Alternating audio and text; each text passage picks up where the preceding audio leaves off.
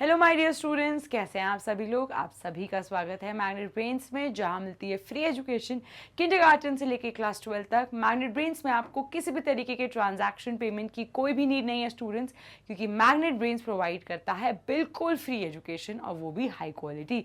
साथ ही साथ e notes and e books भी प्रोवाइड किए जाते हैं। डिस्क्रिप्शन बॉक्स में गिवन जो लिंक है आप उसे क्लिक कर सकते हैं या आप विजिट कर सकते हैं मैग्नेट ब्रेन्स की वेबसाइट पर, जो है www.magnetbrains.com। जैसे ही मैग्नेट ब्रेन्स की वेबसाइट आप विजिट करेंगे, आपको क्लिक करना है grab e notes, daily practice papers, videos, lectures, topic wise, subject wise सभी कुछ अवेलेबल हो जाएगा। मैग्नेट ब्रेन्स का इंग्लिश हिंदी मीडियम दोनों ही चैनल्स यूट्यूब पे अवेलेबल हैं। अगर आपका कोई भी फैमिली फ्रेंड या आपका फ्रेंड हिंदी मीडियम से है तो आप उन्हें बता सकते हैं कि मैग्नेट ब्रेन्स उनके लिए भी फ्री एजुकेशन प्रोवाइड करते हैं। हम आपको Instagram, WhatsApp, Facebook, Telegram, Twitter, YouTube सभी जगह मिल जाएंगे। आपको बस मैग्नेट ब्रेन्स को लाइक करना है, शेयर करना है, सब्सक्राइब करना है। मेरी वीडियो लाइक नहीं करी तो जल्दी से पहले लाइक बटन दबाओ। और आज जो मैं सेशन लेकर आई हूँ वो मेरा तो फेवरेट पार्ट है, क्योंकि वो है multiple choice questions. Yes students, अभी तक हमने कितनी सारी नॉलेज गेन कर ली, लेकिन उस नॉलेज का क्या फायदा अगर हमें पता ही नहीं है कि हमें समझ में आया भी है कि नहीं। तो ये एवेल्युएट करने के लिए आप मेरे साथ क्वेश्चंस को सॉल्व करो, और मेरे जवाब देने से पहले ही मैं चाहती हूं कि आप तुरंत ही आंसर दे दो। तो इससे क्या होगा, इससे ये एडवांटेज होगा कि अगर आपका क्वेश्चन का आंसर सही जाता है तो इसका मतलब आपको वो टॉपिक का कंसेप्ट क्लियर हो गया। लेकिन अगर बाय चांस गलत चला जाता है तो आपको डरने की बात नहीं है।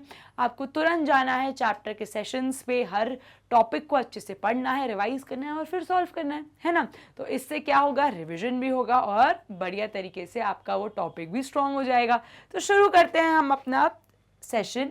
अब आज मैं लेकर आई हूं पहला क्वेश्चन आपके लिए। Question number 1 is speed of a car is 40 kilometre per hour. अब यहाँ पे स्पीड है कार की 40 kilometre per hour. What is the time taken to reach one city to another city if the distance of the two cities is 480 kilometers? अब आपको distance पता है, speed पता है, आपको टाइम कैलकुलेट करना है। तो कितना आसान हुआ, हमें पता है speed is equals to distance divided by the time. Time क्या हो जाएगा हमारे पास, टाइम यहां आ जाएगा, स्पीड यहां आ जाएगा। तो time is equals to distance divided by the speed. कितना हो गया, यहां पे है distance that is 480 kilometres divided by 40 kilometres. तो क्या आंसर होगा बेटा, जल्दी से बता दो। 12 आवर्स। तो करेक्ट आंसर इज 12 आवर्स। ठीक है, चलिए okay. Now coming to question number 2, the standard unit of time is. अब आपको बताना है टाइम की स्टैंडर्ड यूनिट। अब यहां पे हमें पता है टाइम की स्टैंडर्ड यूनिट क्या होती है, सेकेंड्स। तो यहां पे हम टिक कर देते हैं सी को, तो क्योंकि second is the correct answer. Okay, now moving towards our next question, question number 3, the clock used nowadays are। आजकल जो क्लॉक्स यूज होती हैं, क्या वो क्वार्ट्स क्लॉक होती हैं, माइन्यूट मिनट क्लॉक होती हैं, सेकंड क्लॉक होती है, या D all of the above. तो आजकल जो क्लॉक यूज होती है वो सेल वाली होती है, जिसको क्या कहते हैं हम, क्वार्ट्स क्लॉक। तो करेक्ट आंसर क्या होगा यहाँ पे, option number A, quartz. Is that clear? Now moving towards our next question, question number 4, the rate of change in position of a body is called। अब यहाँ पे rate of change of position, कितनी जल्दी आप एक जगह से दूसरी जगह अपनी पोजीशन चेंज कर रहे हो, तो वो क्या दर्शा रहा है, आपकी स्पीड। स्पीड आपका बता रही है कि आप कितनी जल्दी एक जगह से दूसरी जगह अपनी पोजीशन चेंज कर रहे हो। सो यहाँ पे करेक्ट आंसर क्या होगा, option number A, speed. Is that clear? Now moving towards our next question, the speed of a vehicle is recorded by। अब अपनी गाड़ियों में आगे जो आपका बॉक्स रहता है वहां पे एक पार्ट रहता है, ऐसे सर्कुलर सा कुछ मीटर रहता है जो स्पीड कैलकुलेट करता है, उसको क्या कहते हैं, जल्दी से मुझे बता दो इसका जवाब। तो मैं चाहती हूं हर एक बच्चा मुझे दे कि स्पीड गाड़ियों में किस डिवाइस से कैलकुलेट होती है, जल्दी से मुझे बता दो इसका answer. Very good. Everyone come on fast. Speed is calculated by device known as, कितना आसान है यार, स्पीडोमीटर। स्पीडोमीटर, स्पीड तो कैलकुलेट करेगा, तो इसमें तो क्या ही सोचना था। The correct answer is option number C, speedometer. Now moving towards next question, the meter that is used to measure the distance moved by the vehicle। अब उसी स्पीडोमीटर के साइड में एक कॉलम रहता है जहां पे डिस्टेंस मेजर करते हैं व्हीकल की, कि कितना डिस्टेंस व्हीकल चला, उस डिवाइस या उस मीटर को क्या कहते हैं। ये तो मुझे पता है, आप लोगों को डेफिनेटली पता होगा। जल्दी से बता दो कि उस डिवाइस को क्या कहते हैं जो डिस्टेंस मेजर करता है, फटाफट। Very good everyone, distance measuring device is known as odometer. तो यहां पे करेक्ट आंसर क्या है, option number B, odometer. Very good. Now moving towards our next question, physical quantity which can't obtain from a distance time graph। अब इनमें से ऐसी कौन सी फिजिकल क्वांटिटी है जो हम डिस्टेंस टाइम ग्राफ से नहीं निकाल सकते। पहला स्पीड, दूसरा टाइम टेकन, तीसरा change in position, D change in weight. अब यहां पे हम बात कर रहे हैं डिस्टेंस टाइम ग्राफ की, ठीक है। तो स्पीड तो कैलकुलेट कर सकते हैं, अगर स्ट्रेट लाइन है तो कांस्टेंट बता रहे हैं, अगर लेटरल है तो स्टेशनरी बता रहा है, अगर कर्व्ड आ रहा है तो स्पीड इज इंक्रीजिंग। तो यहाँ पे तो हमने बता दिया स्पीड। टाइम टेकन हम अपने एक्स एक्सिस में बता देते हैं, चेंज इन पोजिशन यानी कि डिस्टेंस हम वाई एक्सिस में बता देते हैं। तो ये तीनों चीजें तो कैलकुलेट कर सकते हैं, लेकिन चेंज इन वेट को डिस्टेंस टाइम ग्राफ से कैसे निकालोगे। तो यहां पे जो करेक्ट आंसर है वो क्या है, option number D, change in weight. Is that clear. कितने बच्चों ने सही आंसर दिया था, बहुत ही बढ़िया, आपको कंसेप्ट समझ आ गया। Now coming to question number 8, to and fro movement of a body is termed as. To and fro क्या है, यहां पे पहले टू फिर फ्रो, to and fro movement of a body is known as vibratory motion, oscillatory motion, circular or periodic motion, or periodic motion. So this is known as what, oscillatory motion। यहाँ पे correct answer क्या होगा, option number B, oscillatory motion। Now coming to question number 9, watch used to measure short interval of time. अब ऐसी घड़ी जाननी है हमें जो बहुत ही छोटे टाइम को, अभी डे नाइट ईयर को कैलकुलेट नहीं करना, अभी सेकंड्स मिली सेकंड्स को काउंट करना है। तो वो कौन सी वॉच होती है, stop watch, pendulum watch, atom watch, quartz watch. तो जो वॉच आपको शॉर्ट इंटरवल में टाइम कैलकुलेट करती है उसको हम क्या कहते हैं, स्टॉप वॉच। आप नोटिस करते होंगे हम 60 सेकेंड्स 30 सेकेंड्स के लिए हम स्टॉप वॉच ऑन कर देते हैं, फिर 30 सेकेंड्स में जैसे ही टाइम खत्म हो जाता है वो बजने लगती है बेल, ट्रिंग ट्रिंग ट्रिंग। तो स्टॉप वॉच यूजुअली हम छोटे टाइम सेकेंड्स, यूजुअली स्पोर्ट्स में यूज किया जाता है, जब हमें कंपटीशन सेकेंड्स का रहता है तो तब इस स्टॉप वॉच का यूज किया जाता है। तो यहाँ पे करेक्ट आंसर क्या है, option number A, stop watch. Now moving towards our next question number 10, when a body covers equal distance in equal interval of time, the speed of the body is called as। अभी एक ball है, ठीक है, वो क्या कर रही है, वो equal distance equal given of interval of time में कवर कर रही है। तो इसका मतलब कि ये जो बॉडी है वो कैसा मोशन शो कर रही है, जल्दी बताओ। The speed of the body is known as, जल्दी से, यूनिफॉर्म स्पीड। यही अगर स्पीड चेंज होती तो वो कैसा हो जाता, नॉन यूनिफॉर्म स्पीड। लेकिन यहां पे स्पीड एक ही है, वो एक ही स्पीड में गिवन टाइम में ट्रैवल कर रही है। इसका मतलब वो शो कर रही है यूनिफॉर्म मोशन। क्यों, क्योंकि उसकी स्पीड यूनिफॉर्म है। Is that clear. चलिए now coming to question number 11, which of the following statements are correct or is correct? Is that clear? अभी जब भी मैंने क्या बोला था, करेक्ट आए नॉट करेक्ट आए, सबसे पहले गोला लगा दो, क्योंकि यही गलती होती है। अगर फॉर एन एग्जाम्पल यहाँ पे नॉट करेक्ट होता तो आप नॉट करेक्ट पे कर देते, लेकिन यहाँ पे करेक्ट गिवन है तो आपको इस पे गोला लगाना है और सिर्फ जो भी स्टेटमेंट करेक्ट है, सही है, सिर्फ उसी को ही टिक करना है, ठीक है। चलिए, symbols of all units are written in singular. यहाँ पे आप बात बताओ मुझे, आप लिखते हो क्या किलोमीटर्स, 5 किलोमीटर्स, या आप ऐसे लिखते हो क्या कि मेरी हाइट 176 सेंटीमीटर्स है, ऐसे लिखते हो, या आप ये लिखते हो कि वेट मेरा है 65 केजीज, ऐसे तो नहीं लिखते। आप जितनी भी यूनिट्स रहती हैं उनको सिंगुलर फॉर्म में लिखते हो, 2 किलोमीटर, 70 केजी, या आप कैसे लिखते हो 160 सेंटीमीटर। तो यहां पे आपने सारी यूनिट को कैसे लिखा है, सिंगुलर फॉर्म में, ठीक है। अब ये चीज तो वो सही बोल रहे हैं। Basic unit of speed is kilometre per hour और मीटर पर सेकेंड। कौन बताएगा मुझे कि स्पीड की basic unit kilometre per hour है या मीटर पर सेकेंड है? कमेंट सेक्शन में बताओ मुझे, मैं जानना चाहती हूँ किसको पता है। Both the above are correct, none of the above is correct. तो यहां पे करेक्ट क्या है, ऑप्शन ए, कि symbol of all the units are written in singular. Basic unit of speed is metre per second, ठीक है। चलो, so देख लेते हैं, correct answer is option number A. Okay, now moving towards the next question, question number 12।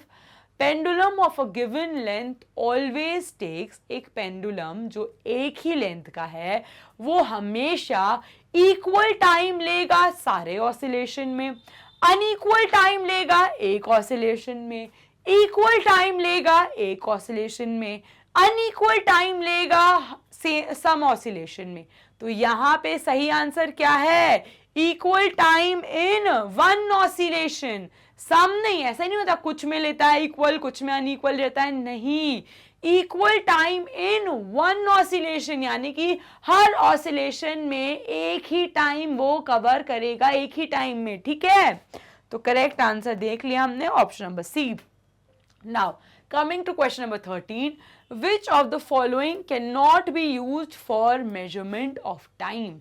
अब इनमें से कौन सा ऑप्शन आप टाइम को मेजर करने के लिए नहीं यूज कर सकते? पहला है अ लीकिंग टैप, एक नल में से पानी बह रहा है, क्या आप उसको मेजर कर सकते हो टाइम को लेकर? Simple pendulum, definitely. Shadow of an object during the day, भाई ये तो क्लॉक थी, पहले जमाने में लोग इससे टाइम मेजर करते थे कि जैसे ये क्लॉक की शैडो हुई उससे ये बताते थे दिन है या रात है। या ब्लिंकिंग ऑफ एन आई, अब आप बताओ आंखों के ब्लिंक करने से आप टाइम को मेजर कर सकते हो? जरूरी थोड़ी ना कि मेरी हर आंखों की ब्लिंक सेम ही टाइम में, तो ये बिल्कुल भी टाइम पीरियड का एग्जाम्पल नहीं है। ये इक्वल टाइम में हम अपनी आईज को ब्लिंक नहीं कर सकते, कभी हम ज़्यादा तेज ब्लिंक कर देते हैं, कभी हम धीरे धीरे ब्लिंक करते हैं, तो ये चीज़ टाइम इंटरवल को लेके सही नहीं है। लेकिन बाकी तीनों चीज़ों से आप डेफिनेटली टाइम को मेजर कर सकते हो। Is that clear? चलिए, ये जो एग्जाम्पल है ये किसका है, क्या कहते हैं इसको, इस टाइप ऑफ क्लॉक को जहां पे हम शैडो से मेजर करते हैं टाइम, उसको क्या कहते थे? कौन बताएगा मुझे? तो जो भी बताएगा कमेंट सेक्शन पे बताएगा कि जिस पहले जमाने में जिस क्लॉक से हम शैडो की मदद से टाइम को मेजर करते थे, उस टाइप ऑफ एंशिएंट क्लॉक का नाम क्या है? कम ऑन, लेट्स सी किसको पता है इसका answer. Coming to question number 14, observe figure. अब सबसे पहले तो इस फिगर को देखो, ठीक है। तो ये एक सिंपल पेंडुलम है। अब the time period of a simple pendulum is the time taken it to travel from. अब एक जो कंप्लीट वन ऑसिलेशन है उसको हम कब कहते हैं कि एक ऑसिलेशन कंप्लीट हुआ? यहाँ पे A to B back to A, ये कह रहा है पहले ए टू बी फिर बैक टू ए, फिर ये कह रहा है 0 to A to B, B to A. तो यहाँ पे 0 टू ए, फिर वो कह रहा है ए टू बी, और फिर वो कह रहा है वापस से बी टू ए, या यहाँ पे B to A to B and B to ए।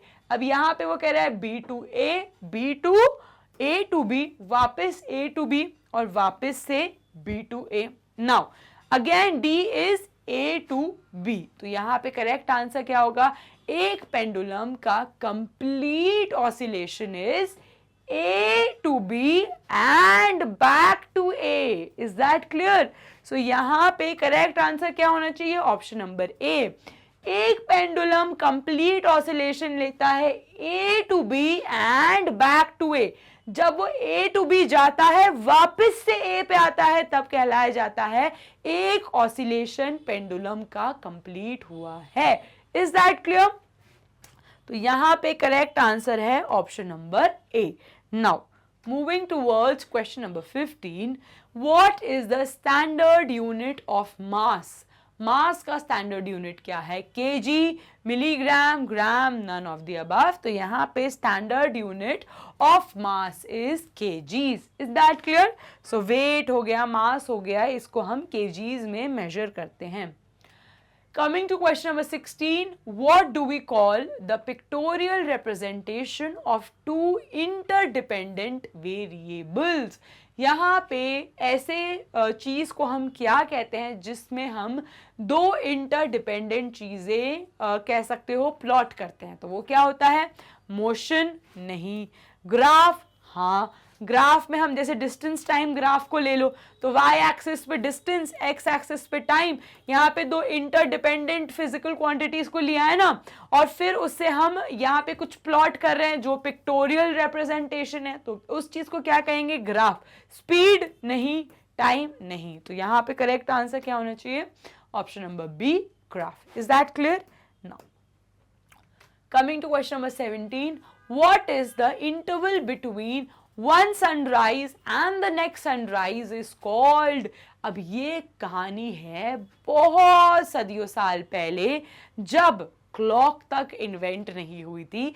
जब ये उस जमाने की बात है कि लोगों को ये पता ही नहीं था कि घड़ी क्या होती है, पेंडुलम का कंसेप्ट आया ही नहीं था, पीरियोडिक मोशन का कंसेप्ट आया ही नहीं था.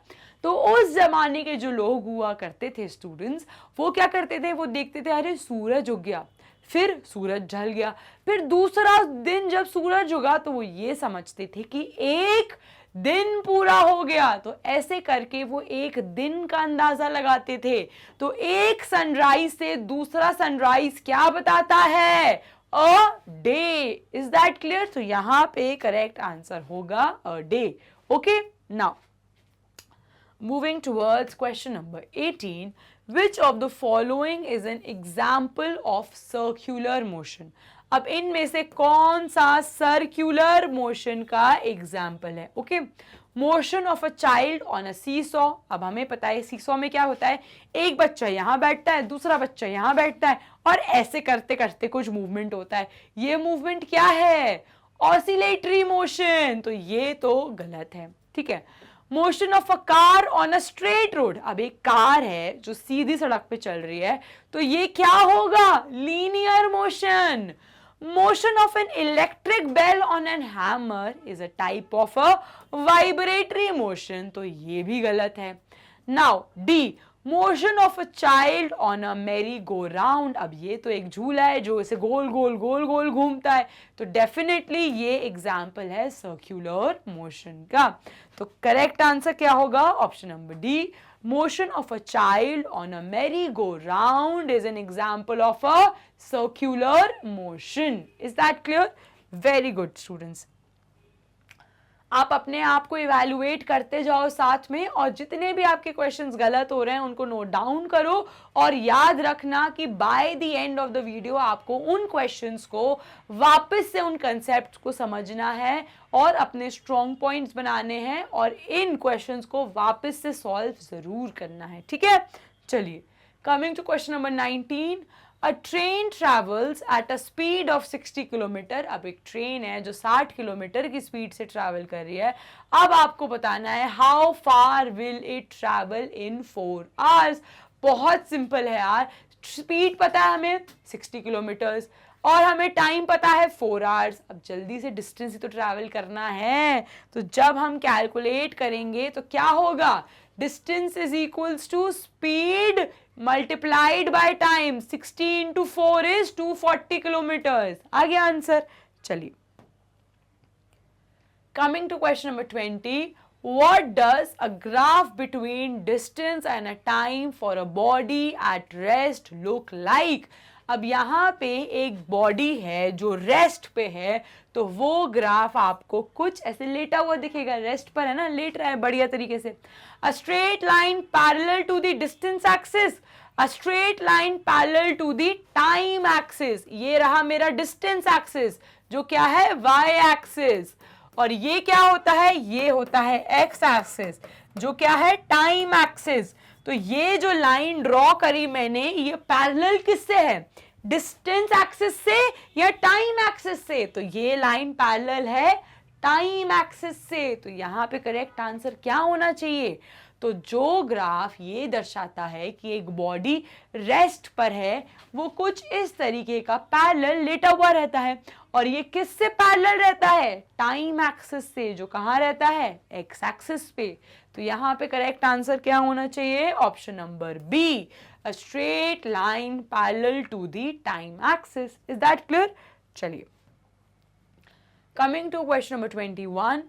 What does the graph between distance and time for non-uniform motion looks like? अब यहाँ पे मैं ग्राफ बना रही हूँ, ये रहा मेरा y एक्सिस, ये रहा मेरा x एक्सिस, ये रहा मेरा पॉइंट ऑफ ओरिजिन. यहाँ पे मैं मार्क करती हूँ डिस्टेंस, यहाँ पे मैं मार्क करती हूँ टाइम. तो ये ग्राफ कुछ इस तरीके का होगा, ऐसे मोशन में कर्व्ड लाइन की तरह, या ऐसे हो सकता है, या ऐसे हो सकता है. तो ये ग्राफ क्या है, बेसिकली ये क्या है, कर्व्ड लाइन. क्या है ये है curved line. Is that clear? तो this graph is showing a curved line which shows that the car or a bus or a truck is moving in a non-uniform motion. So, जब भी curve line आए तो वो ये बताता है कि वो व्हीकल एक नॉन यूनिफॉर्म मोशन में मूव कर रहा है. Is that clear? चलिए, coming to next question, question number 22. If the weight of a bob, bob क्या होता है स्टूडेंट्स, एक स्ट्रिंग है, उसके ऊपर जो मेटल की बॉल लगी रहती है ना, उसको हम बॉब कहते हैं. ठीक है, तो उसको हम बॉब कहते हैं. So, if the weight of a bob in a pendulum increases, अगर हम इस बॉब का वेट बढ़ा दें, अगर हम इस बॉब का वेट बढ़ा दें, what happens to the oscillation period? फिर वो A से वापस B और फिर वापस से A का जो कंप्लीट वन ऑसिलेशन होता है, क्या उसमें कोई अंतर आएगा? क्या वो इंक्रीज हो जाएगा, क्या वो डिक्रीज हो जाएगा, क्या कोई भी चेंज नहीं आएगा, या हम कुछ कह ही नहीं सकते?